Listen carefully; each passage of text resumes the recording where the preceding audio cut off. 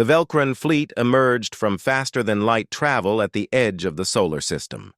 40 warships hung in the darkness of space, their weapons charged and ready. High Executor Zolthrix stood on the bridge of his flagship, staring at the small blue planet on the viewing screen. He had conquered 23 worlds in his career. This one would be easy. "Report," Zolthrix commanded. His second officer stepped forward. "The planet is called Earth. Population approximately 8 billion. They have basic space travel capability, but their military technology is 300 cycles behind ours." The officer paused. "They broadcast radio signals into space.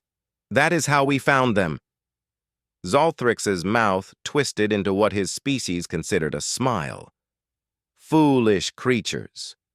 They announced their location to the entire galaxy. On Earth's orbital defense station, Commander Jake Morrison watched the sensor readings with growing concern. The alien ships were massive, each one 5 times larger than Earth's biggest warship. He had been coordinating Earth's defenses for 7 years, but this was the first time they had faced a real threat from space. "Get me Admiral Carter," Jake said to his communications officer. Within seconds, a woman's face appeared on his screen. Admiral Megan Carter looked tired. She had been reviewing defense plans for 18 hours straight. "I see them," Megan said before Jake could speak. "How many ships do we have in range?" 12 frigates, 6 destroyers, and the carrier Independence. That's all we can mobilize in the next 6 hours. Jake ran his hand through his hair. "It's not enough, Admiral." "It never is," Megan replied. "But it's what we have. Get every pilot to their ships. I want fighters ready to launch in 30 minutes. The Velcron fleet moved closer to Earth. Zolthrix studied the reports about the planet. His science team had analyzed Earth's environment, and what they found amused him. The planet was classified as a death world. The gravity was higher than most inhabited planets. The atmosphere was corrosive to many species. The weather could kill in minutes. Predatory animals roamed the surface. Diseases were common. The planet was a nightmare. "Look at this," Zolthrix said to his officers. "These humans live on a world that would kill most civilized species in days. They are not warriors. They are survivors clinging to existence on a hostile rock. This will be the easiest conquest in Dominion history." His officers agreed. The data supported the conclusion. Humans had soft skin with no natural armor. They were slow compared to many predator species. Their bones broke easily. They had no claws or venom. By every logical measure, they were weak prey animals that somehow developed intelligence. "Send the surrender demand," Zolthrix ordered. On Earth, Jake Morrison received the alien transmission. He translated it with the help of the station's artificial intelligence. The message was simple and arrogant. Surrender immediately. Become part of the Velcron Dominion. Resistance would result in the complete destruction of human civilization. Jake forwarded the message to Earth's Global Defense Council. Within an hour, the council was in emergency session. Leaders from every nation argued about what to do. Some wanted to surrender. They pointed to the obvious difference in military strength. Fighting would only result in more deaths. Others refused to consider surrender. They argued that giving up without a fight would doom humanity to slavery or worse. The debate grew heated. Admiral Megan Carter attended the council meeting via video link. She listened to both sides for an hour before she asked to speak. The room fell silent. "I have studied war my entire adult life," Megan began. "I know what our odds are. I know how many people will die if we fight. But I also know something else. I know what humans are capable of when we're pushed to the edge." She stood up, even though she was only visible on screen. "Our ancestors climbed out of caves and conquered this planet. They survived ice ages and plagues and wars. They crossed oceans in wooden boats. They split the atom. They went to the moon. Every generation of humans has faced something that should have killed them, and every generation found a way to survive." Megan's voice grew stronger. These aliens think we're weak because we come from a dangerous world. They think surviving on Earth makes us fragile. They're wrong. Surviving on Earth made us strong. It made us adaptable. It made us stubborn. And it made us very, very hard to kill. She looked directly at the camera. I vote we fight. I vote we show these aliens what happens when you threaten a species that evolved by refusing to die. The council voted. The decision was close, but the result was clear. Earth would fight. Jake Morrison prepared the orbital station for combat. He knew the station would be a primary target. The Velkrons would try to destroy Earth's command and control systems first. He ordered all non-essential personnel to evacuate to the surface. Many refused to leave. In the fighter bay, Captain Ryan Torres checked his ship's weapons one last time. He commanded a squadron of 32 pilots. Most of them were young. Some had never seen real combat. Ryan gathered them for a final briefing. "Listen carefully," Ryan said. "Those alien ships are bigger and stronger than anything we have. Their shields can take more punishment. Their weapons have longer range. In a straight fight, we lose." He looked at each pilot. "So we don't fight straight. We use speed. We use angles. We make them chase us through the debris fields. We hit them from directions they don't expect. And if your ship gets damaged, you don't run away. You aim for their engines and you ram them." One young pilot raised her hand. "Sir, that's a suicide mission." Ryan nodded. "Maybe, but if we're going to die anyway, we might as well take some of them with us. That's how humans fight. We don't give up. We don't surrender. And we sure as hell don't make it easy." The Velkron fleet received Earth's response. It was a single word translated into the Velkron language. No. Zolthrix was genuinely surprised. They refuse. They must know they cannot win. Perhaps they are irrational, his science officer suggested. Deathworld species often develop unstable psychological patterns. "It doesn't matter," Zolthrix decided. "Prepare for combat. We will destroy their orbital defenses first, then their military bases on the surface. The conquest begins now." The first Velkron missiles crossed the distance between the fleets in 14 seconds.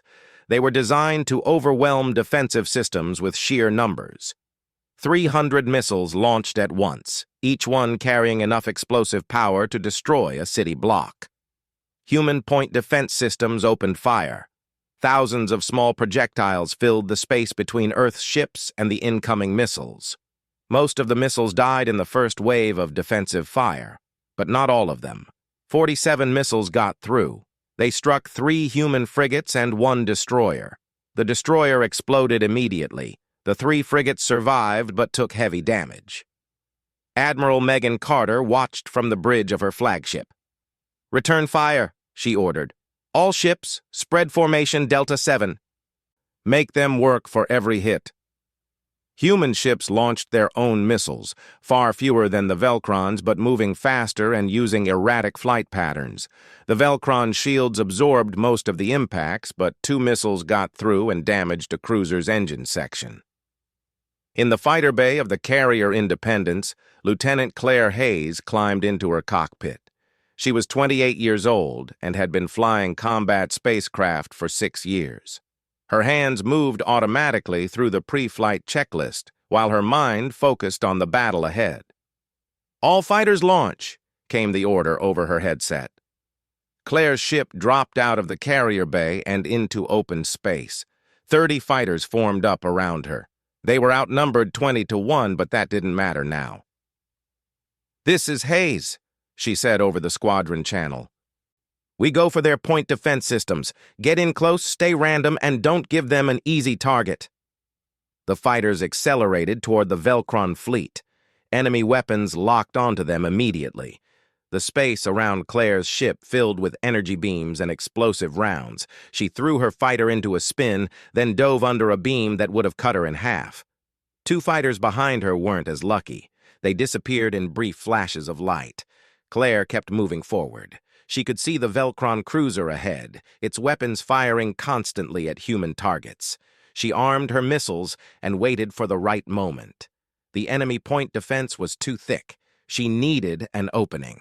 Another human fighter exploded off to her left, then another. The Velcron weapons were incredibly accurate. Claire made a decision. She cut her engines and let momentum carry her forward while she rotated her ship 90 degrees. The Velcron targeting systems lost their lock for just 2 seconds. It was enough. She fired all her missiles at once, then kicked her engines back on and rolled away. 4 of her 6 missiles hit the cruiser. Its forward shields collapsed. Claire armed her main guns and flew straight at the damaged section. She fired everything she had. Her energy weapons burned through the hull armor. Secondary explosions rippled across the enemy ship. Then something hit her fighter. The impact threw her against her restraints hard enough to crack 2 ribs. Her ship's systems screamed warnings. She had maybe 10 seconds before the reactor failed. Claire aimed what was left of her fighter at the Velcron cruiser's engine section and locked the controls. Then she hit the ejection button. The cockpit blasted away from her dying ship half a second before it crashed into the enemy cruiser at full speed. The Velcron ship's engines exploded. The entire rear third of the cruiser tore apart. Claire's ejection pod tumbled through space while she struggled to breathe through the pain in her chest. On the Velcron flagship, High Executor Zalthrix stared at his displays in disbelief. What did that pilot just do? She destroyed her own ship to damage ours, his tactical officer reported. His voice showed confusion. She deliberately crashed into the cruiser. That's insane, Zalthrix said. Pilots don't sacrifice themselves in the opening minutes of battle. They retreat when damaged. Human pilots apparently don't, the officer replied. Zalthrix felt something he rarely experienced. Unease. But he pushed it aside. One fanatical pilot didn't change the battle's outcome. The Velcron fleet still had overwhelming superiority. The space battle continued for 2 hours. Human ships fought with desperate intensity, using tactics the Velcrons had never seen. They rammed damaged ships into enemy vessels. They detonated reactors near Velcron formations. They refused to retreat even when their ships were clearly dying. But numbers eventually won. By the time the space battle ended, Earth had lost 8 ships and most of its fighter wings. The Velcrons had lost 3 ships and taken damage to 7 more. By any standard military assessment, the Velcrons had won decisively. Sub-Commander Thex reviewed the battle data and felt deeply troubled. Yes, they had won, but the cost had been far higher than predicted. And the human tactics disturbed him. He had fought in 16 battles. He had never seen anyone fight like this. "Prepare boarding parties," Zalthrix ordered. "We take their orbital stations next. I want prisoners for interrogation." Velcron assault ships launched toward Earth's remaining orbital facilities. Commander Jake Morrison watched them come. His station had taken 3 direct hits already. Half his crew was dead or wounded. He was bleeding from a cut on his forehead, but he ignored it. "Marines to breach points," Jake ordered. "They're coming in hard." Specialist Eric Palmer gathered his squad of 30 Marines in the main corridor. He had been in the Marine Corps for 12 years and had seen combat on 3 colonies. He knew exactly what was about to happen. "Rules are simple," Eric told his people. "They're bigger than us. They're stronger than us. They have better armor. So we don't fight fair. We use choke points. We use grenades. We shoot them in the back. And we don't stop fighting until we're dead." The first Velcron soldiers breached the station's hull in 3 locations. They moved in standard military formation, shields up and weapons ready. They expected the humans to fall back and defend key locations. Instead, the humans attacked immediately. Eric's Marines opened fire from behind improvised barricades. The first Velcron soldiers fell with holes in their armor. The ones behind them raised their shields and fired back. Their weapons were powerful, but they were designed for longer-range combat. In the tight corridors of the station, they were less effective. Eric threw a grenade. It bounced off a wall and landed in the middle of the Velcron formation. The explosion killed 3 soldiers and wounded 2 more. The Velcrons fell back to regroup. "Push forward," Eric ordered. His Marines advanced into the smoke. They found 2 wounded Velcron soldiers trying to retreat. The Marines shot them without hesitation. The Velcron squad leader couldn't believe what he was seeing. The humans didn't take prisoners. They didn't show mercy to wounded enemies. They just kept attacking. In another section of the station, a Marine named Lisa got shot in the shoulder. The Velcron weapon burned through her armor and flesh. She fell backward, screaming in pain. The Velcron soldier who shot her advanced to confirm the kill. Lisa grabbed a combat knife with her good hand and stabbed upward as the alien leaned over her. The blade went through a gap in the armor and into the soldier's throat. The Velcron collapsed on top of her. 2 more Marines dragged Lisa back while firing at the advancing enemy. She was still screaming, but now she was also laughing. The pain was incredible, but she had killed one of them. The battle for the orbital station lasted 6 hours. The Velcrons eventually won, but they lost 40% of their boarding force doing it. When they finally secured the main operations center, they found Commander Jake Morrison still at his post. He had been shot twice and stabbed once, but he was still trying to coordinate the defense. The Velcron soldiers who captured him were genuinely afraid. How was this creature still conscious? How had he continued giving orders while bleeding from multiple wounds? Thex reviewed the boarding action reports and felt his unease grow into real fear. The humans had fought with a ferocity that defied logic. They didn't surrender when surrounded. They didn't retreat. The Velcron assault ships approached the human research station orbiting Earth's moon. The station was small and appeared to be civilian. High Executor Zolthrix had ordered its capture to gather intelligence about human biology and technology. He wanted to understand what made these creatures fight so strangely. Dr. Amy Chen was working in the biology lab when the alarm started. She was 34 years old and had spent the last 8 years studying alien life samples collected from various moons and asteroids. She looked up at the warning lights and immediately understood what they meant. "Everyone to the escape pods," she called to her team. But it was too late. The Velcron ships had already surrounded the station and disabled its engines. There was nowhere to run. The Velcrons breached the station quickly. They had learned from the previous boarding actions and came in with overwhelming force. The 15 scientists on board had no weapons and no training for combat. They surrendered without fighting. Amy found herself in a detention cell with 4 other scientists. Velcron guards watched them constantly. After 2 hours, guards came and took Amy to a different room. A Velcron scientist was waiting there. He was smaller than the soldiers with different markings on his skin. "I am Science Officer Kelthar," the alien said through a translation device. "You will answer questions about human biology." "Why should I help you?" Amy asked. She tried to keep her voice steady, even though she was terrified. "Because cooperation will be rewarded and resistance will be painful," Kelthar replied simply. "Now, I have reviewed data about your species. I want to understand something.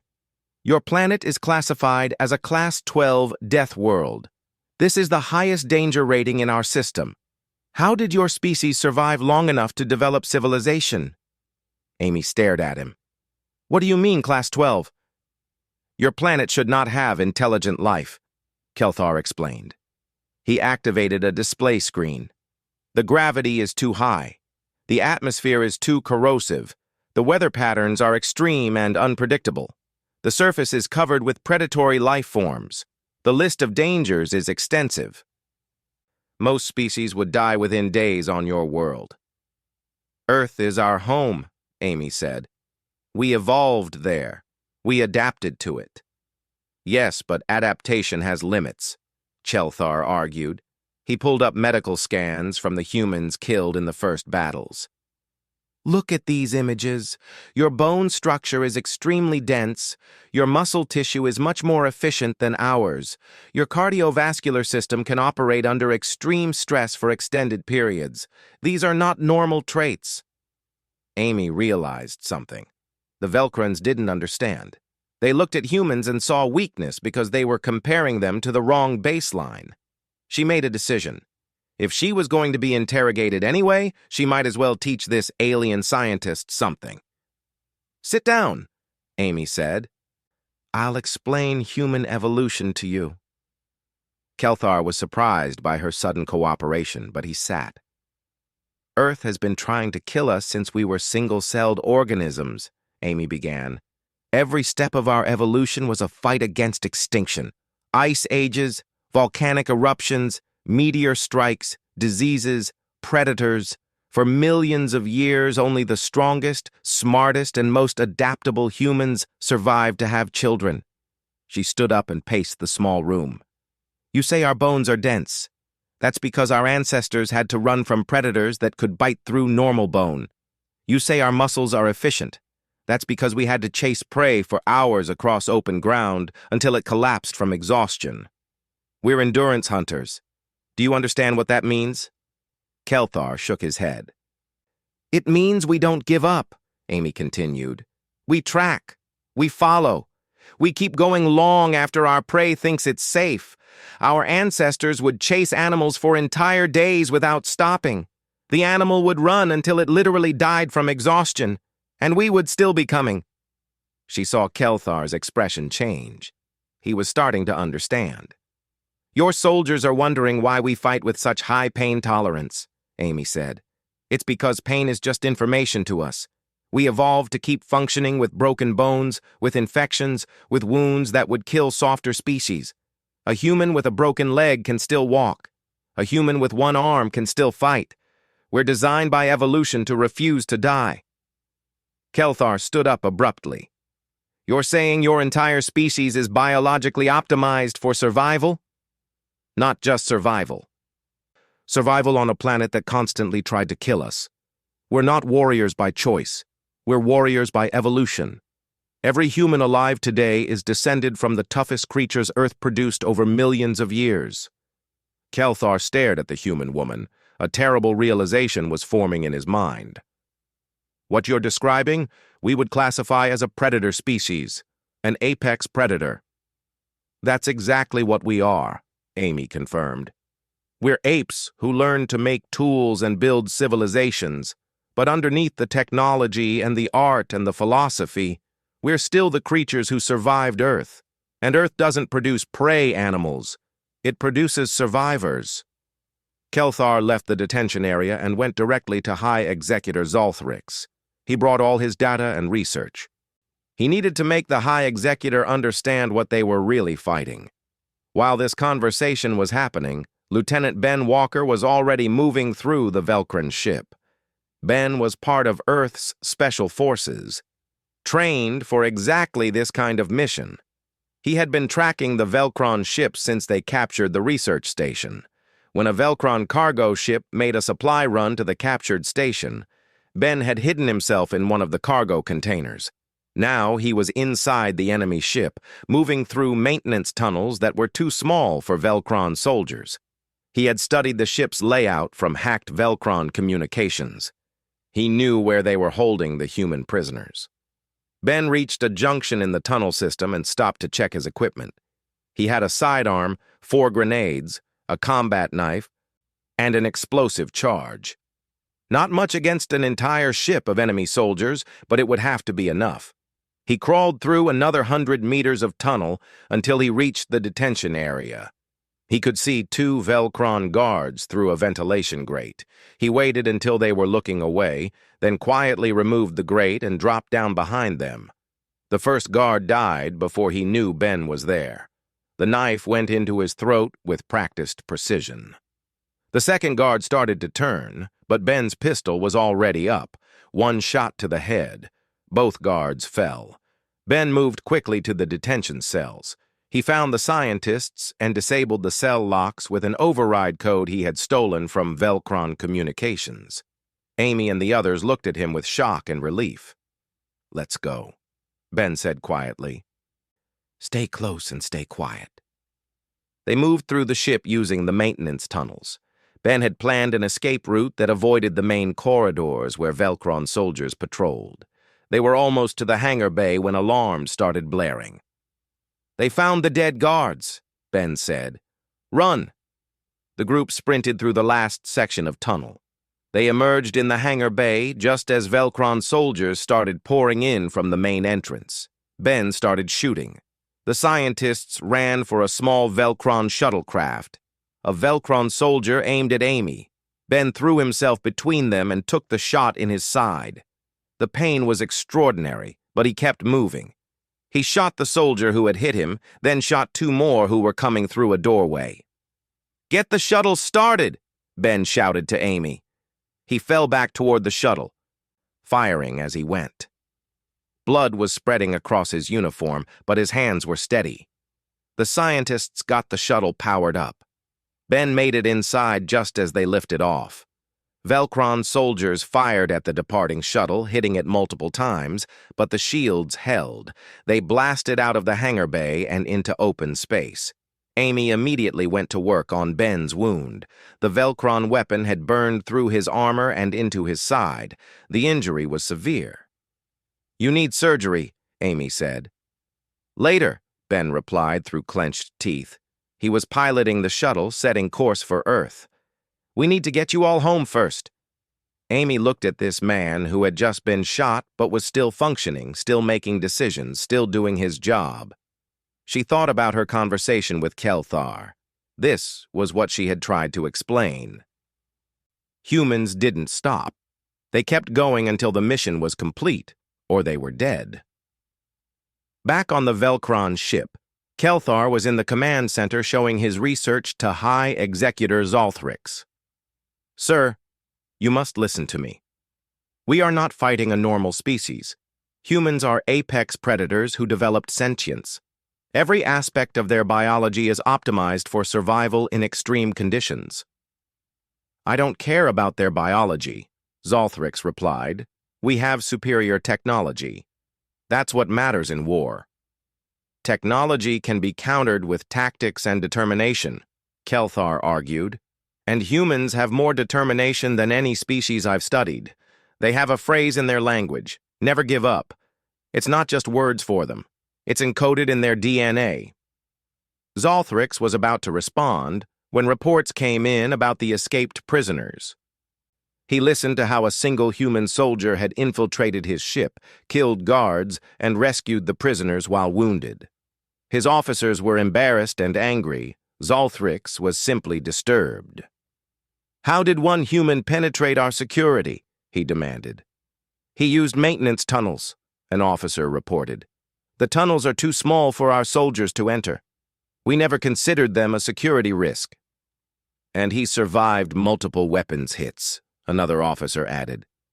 "He was still piloting the shuttle when they escaped. By our medical standards, he should have been unconscious from blood loss." Kelthar saw his opportunity. "This is what I've been trying to tell you, sir. Humans are biologically different from us. They can function in conditions that would kill most species. They can survive injuries that would incapacitate us. And they refuse to quit, even when logic says they should." The Velcron dropships descended through Earth's atmosphere in 3 massive waves. War Mistress Vextra commanded the ground invasion from her flagship.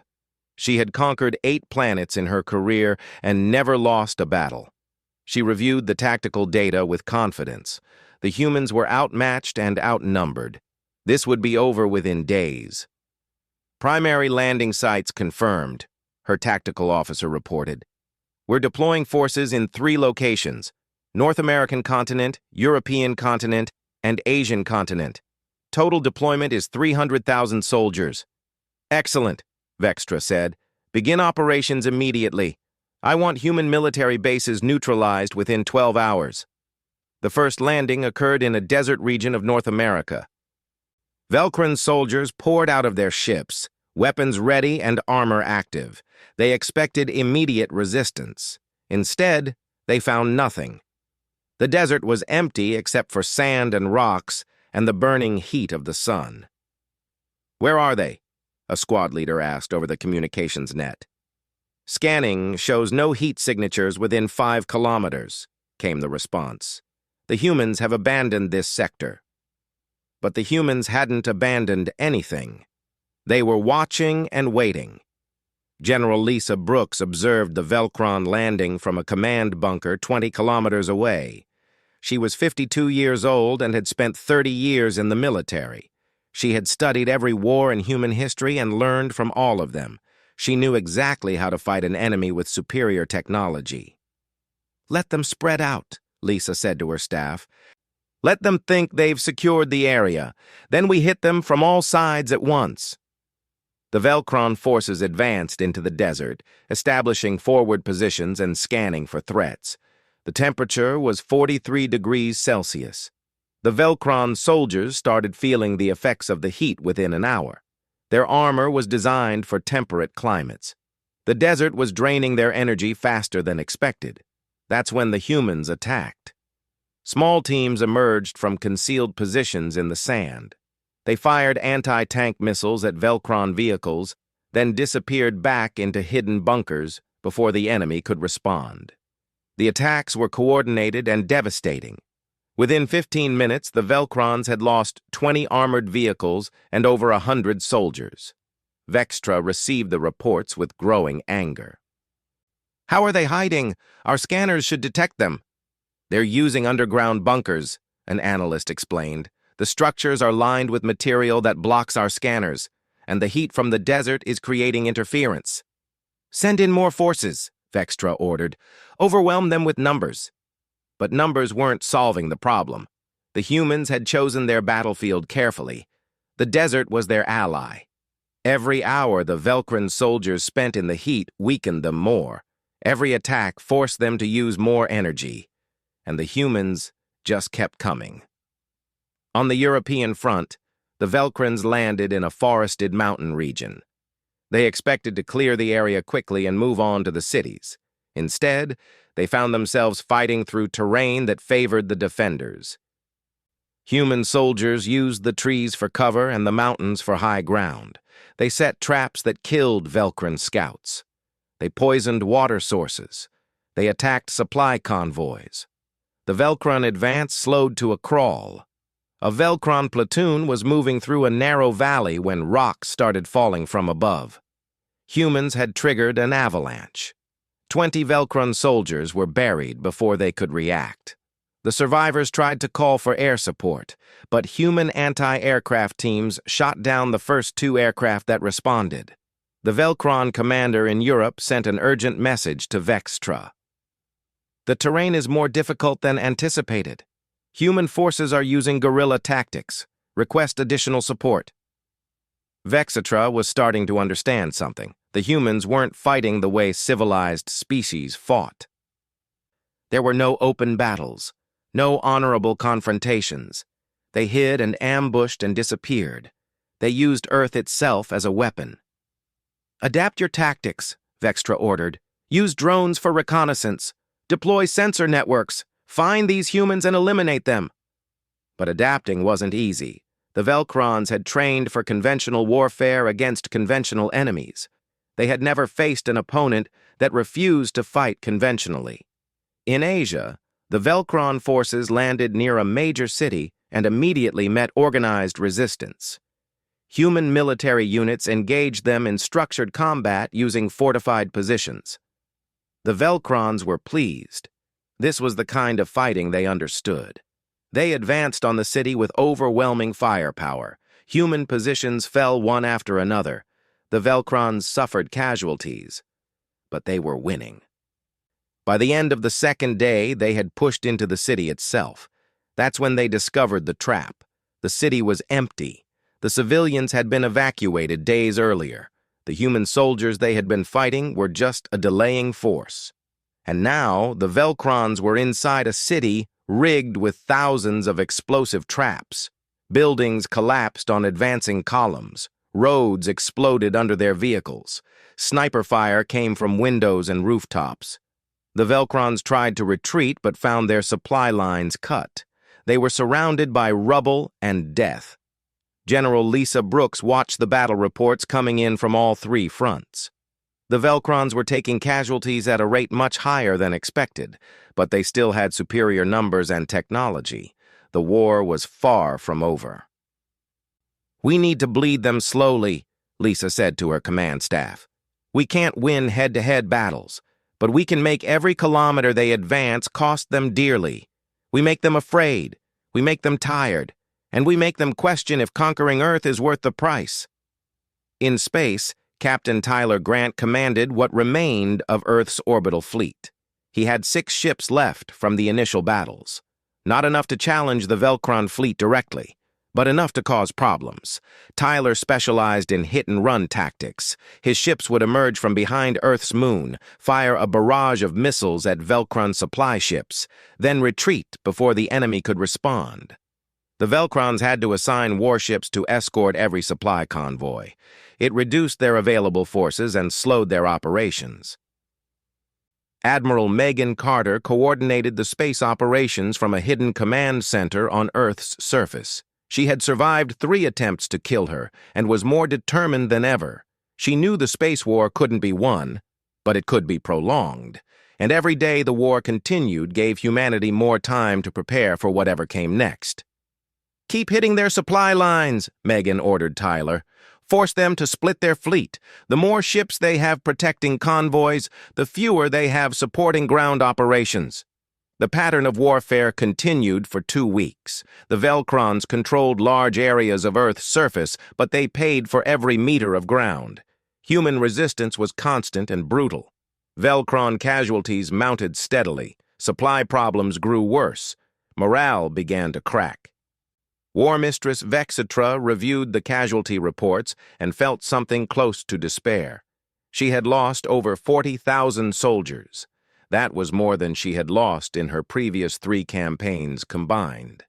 And the humans showed no signs of giving up. She sent a message to High Executor Zalthrix. "Sir, the ground campaign is not progressing as planned. Human resistance is far more effective than expected. I request additional forces and authorization to use orbital bombardment of civilian areas."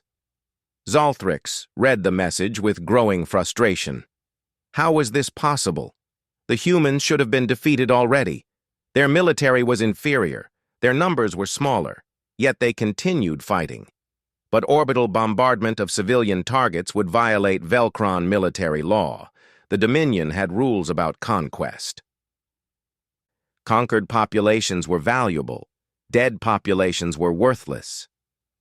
"Request denied," Zalthrix replied. "We need the human population intact for labor. Find another way to break their resistance." Vexitra received the response and wanted to argue, but she knew it would be pointless. She would have to win this war the hard way. Meanwhile, something else was happening that the Velcron commanders didn't fully understand. The war was being broadcast to the entire galaxy. Human communications teams had sent footage of the war to every known alien civilization. The galaxy was watching Earth fight. They saw human soldiers fighting against overwhelming odds.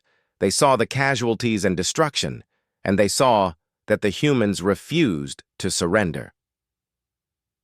Other species that had considered challenging the Velcron Dominion started paying attention. If these humans from a Deathworld could fight the Velcrons to a standstill, maybe the Velcrons weren't invincible after all. The galactic community began discussing something they called the human resistance. Opinion was divided. Some species admired the human courage. Others thought humans were foolishly throwing a wah. The Velcron fleet moved into final attack position above Earth. Every remaining warship had been committed to this assault. High Executor Zalthrix stood on his bridge and looked at the planet that had caused him so much trouble. This would end today. "All ships report ready," his tactical officer announced. "Ground forces are prepared for the final push. We have committed everything." "Begin the assault," Zalthrix ordered. The Velcron fleet opened fire with every weapon they had. Energy beams and missiles rained down on Earth's remaining defenses. The orbital platforms that had survived the previous battles started exploding one by one. Human defense systems fired back desperately, but they were overwhelmed. On the ground, Velcron forces launched coordinated attacks on all fronts. War Mistress Vextra personally commanded the assault on the largest human stronghold. She had committed 50,000 soldiers to this single battle. It had to work. Admiral Megan Carter watched from her hidden command center as Earth's defenses crumbled. They had fought for 3 weeks. They had killed thousands of enemy soldiers, but it wasn't enough. The Velcrons still had superior numbers and technology. "How long until the ships from Mars arrive?"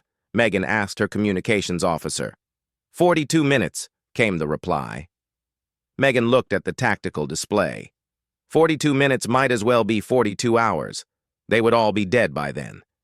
But she refused to surrender. If this was the end, they would make it cost the Velcrons everything. "All remaining forces. This is Admiral Carter. We hold the line. No retreat, no surrender.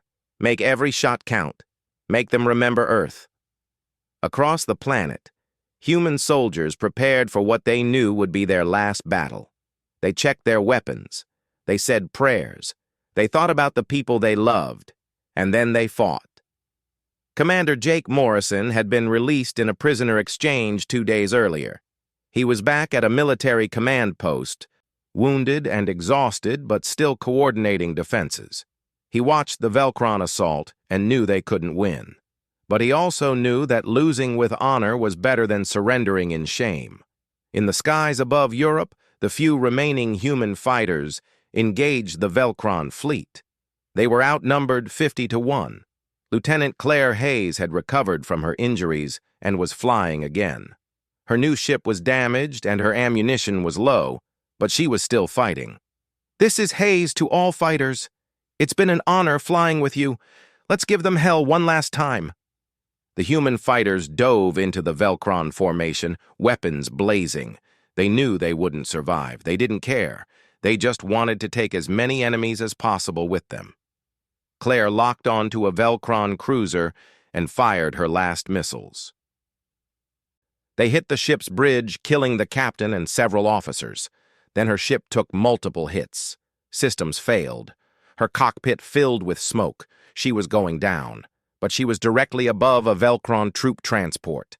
Claire aimed her dying ship at it and locked the controls. She had done this before and survived. Maybe she would get lucky twice. The ship crashed into the transport at full speed. Both vessels exploded in a massive fireball. Claire's ejection system had failed. This time there would be no escape pod. She died instantly, taking 200 Velcron soldiers with her.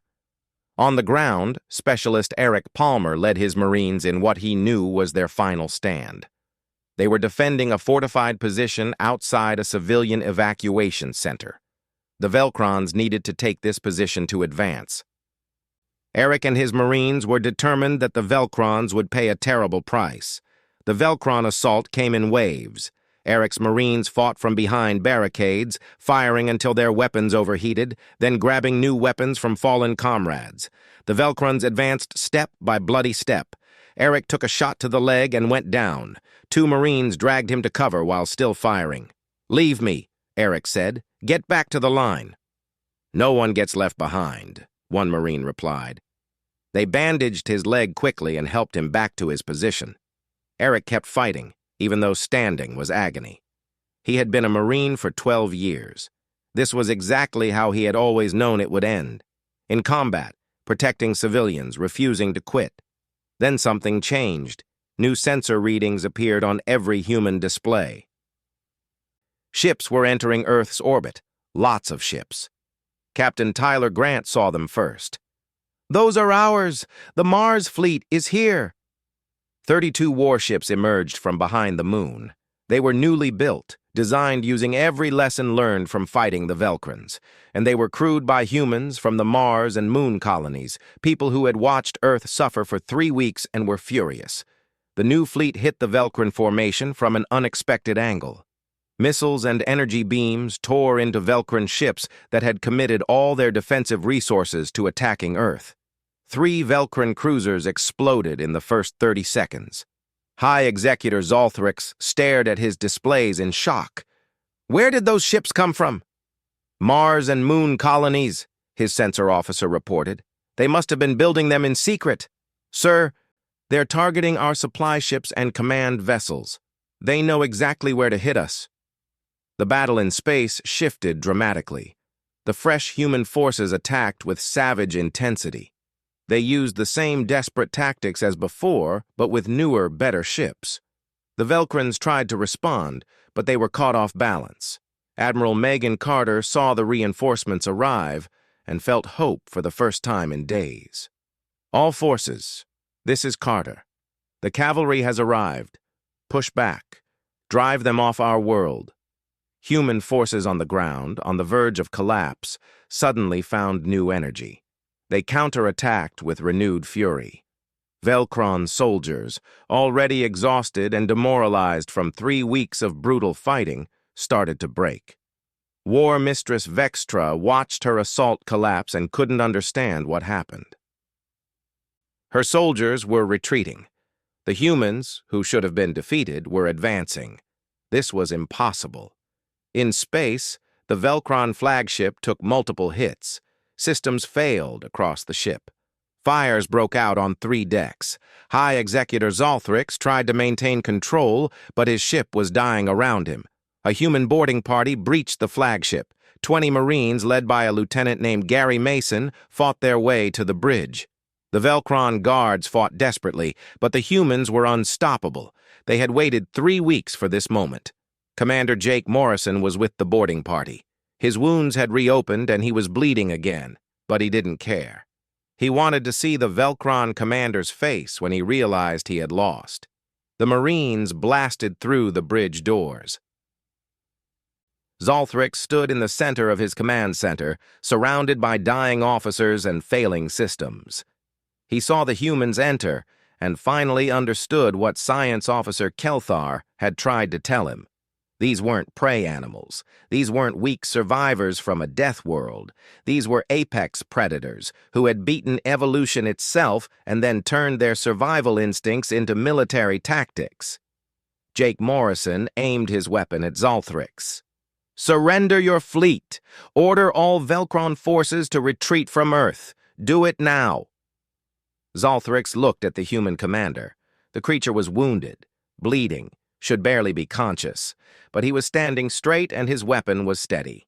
In that moment, Zolthrix knew he had lost more than a battle. He had lost everything. I surrender, Zolthrix said quietly. He gave the orders to retreat.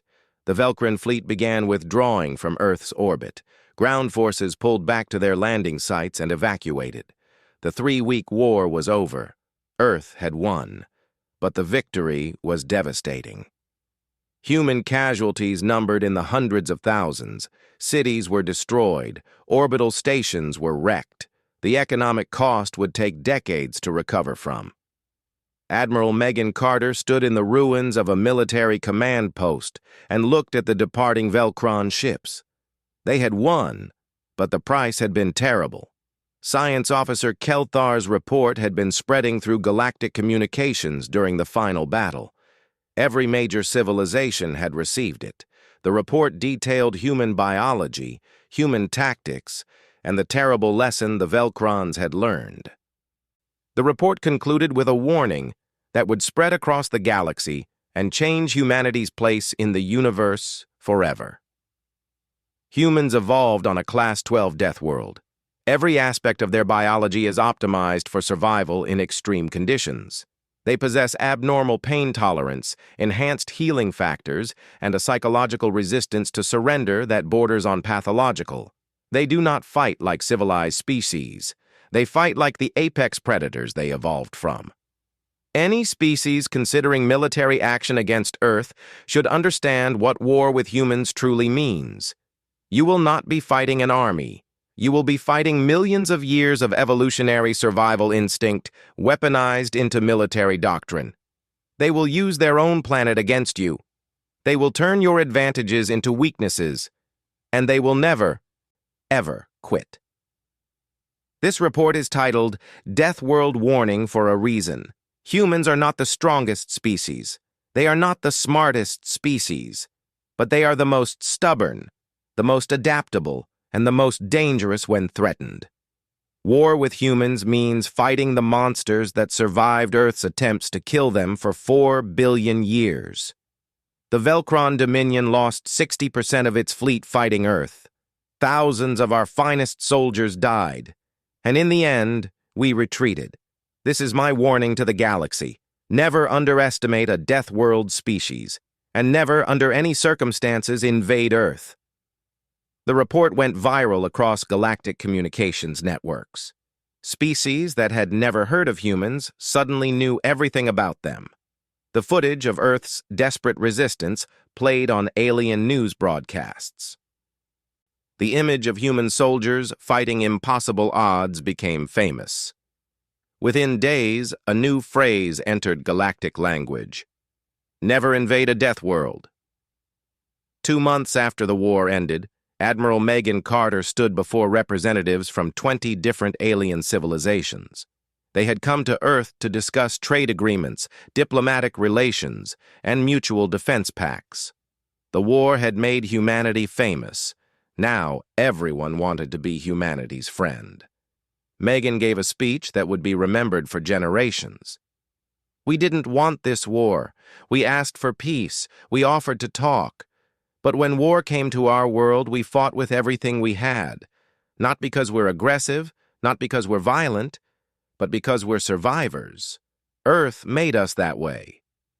To the species watching this broadcast, understand something about humans. We want to explore the galaxy. We want to learn from other civilizations. We want to trade and share knowledge and build friendships across the stars. But we will never again be victims. If you come to Earth in peace, you will find the most loyal friends you could ask for. We will stand beside you. We will help you. We will defend you. But if you come to Earth with weapons, you will find out why the galaxy now warns each other about Deathworld species. You will learn what it means to fight creatures that evolution spent billions of years trying and failing to kill. This is our message to the galaxy. We are human. We survived Earth, and we're not afraid of anything. The speech was translated into every known galactic language. It was analyzed by military strategists and philosophers. It became the defining statement of humanity's place in the galactic community. In the years that followed, no species ever attempted to invade Earth again. The Deathworld warning became required reading in alien military academies. Human soldiers became famous throughout the galaxy, respected and feared in equal measure. Earth recovered slowly from the war. The dead were honored, the wounded were healed. And humanity looked to the stars with new confidence. They had faced the monsters from space and won. Because in the end, the real monsters had always been from Earth. Y lives in an unwinnable war. But everyone was watching. Kelthar's report about human biology had also begun circulating through unofficial channels. Science officers on other Velcron ships read it with growing alarm. Some forwarded it to their own high commands with urgent recommendations. Back on Earth, General Lisa Brooks received new intelligence that changed everything. Human forces on Mars and the Moon had been secretly building ships for the past 6 months. The ships were almost ready. If they could hold out for just 1 more week, reinforcements would arrive. Lisa sent encrypted messages to all human military commanders. 1 more week. Hold for 1 more week. Help is coming. The battles intensified. Human forces launched desperate attacks to prevent Velcron advances. Casualties on both sides increased dramatically. The war reached a critical point. High Executor Zalthrix reviewed all the reports and made a decision. We commit everything. 1 final assault with our full remaining forces. We will break human resistance once and for all. He didn't know that human reinforcements were coming. He didn't know that the entire galaxy was watching. And he didn't know that he was about to face the most desperate and dangerous version of humanity yet. The final battle was about to begin. Zalthrix stared at the image of Earth on his display screen. For the first time since the invasion began, he felt genuine doubt. But he had committed the full might of the Velkron military to this conquest. Retreating now would be seen as weakness. The Dominion did not retreat. "We proceed as planned," he said finally. "Prepare for ground invasion." Kelthar left the command center and returned to his lab. He began compiling all his research into a detailed report. If the High Executor wouldn't listen, perhaps other Velkron commanders would. Someone needed to understand what they were really facing. He titled the report, "Deathworld Warning: The True Nature of Humanity." He marked it urgent and sent it to every ship in the fleet. Then he prepared himself for what he knew was coming. The ground invasion was going to be worse than the space battles. Much worse. At when wounded.